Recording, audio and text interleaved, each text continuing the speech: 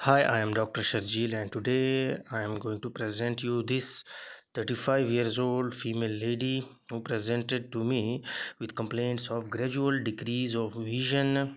Both eyes, right vision was counting finger, left 36.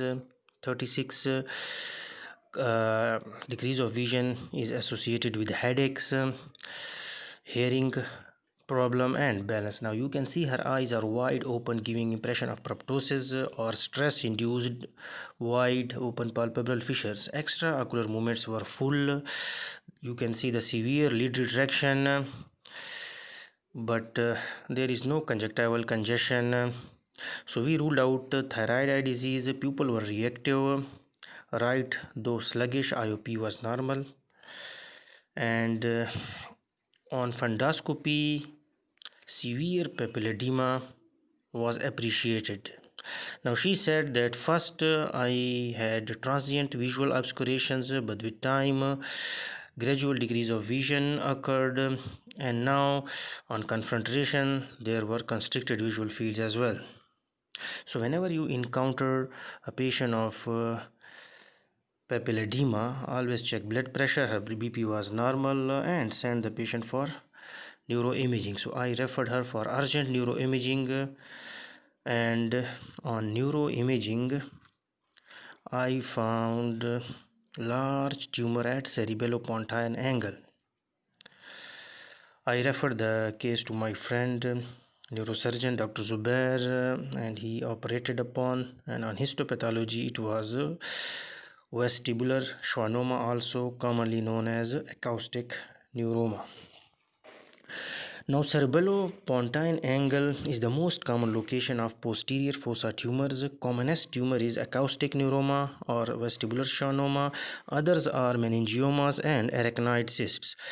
Our patient had a large schwannoma and was successfully operated through retrosigmoid approach. If tumor is less than 3 cm, then gamma knife works. Early diagnosis leads to better prognosis, but here even large tumor late diagnosis, still the patient survived, her visual symptoms improved, and the patient is now stable. Her papilledema also resolved.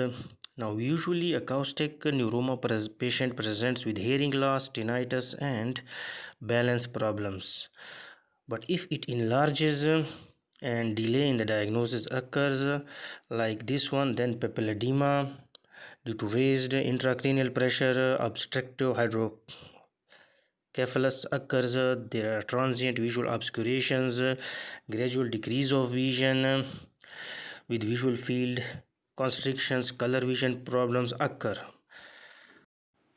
Now here axial MR is shown, and you can clearly see the left large CPA tube.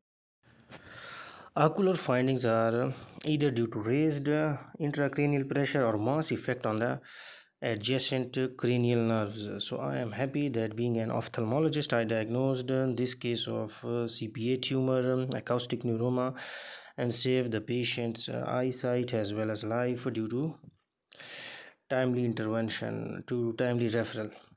Now usually ophthalmologists receive acoustic neuroma patients after surgical resection with facial weakness and corneal dry eyes, etc. But here we have received a patient with rare ophthalmic signs and symptoms, and diagnosed with ocular signs and symptoms, and referred to the neurosurgical department.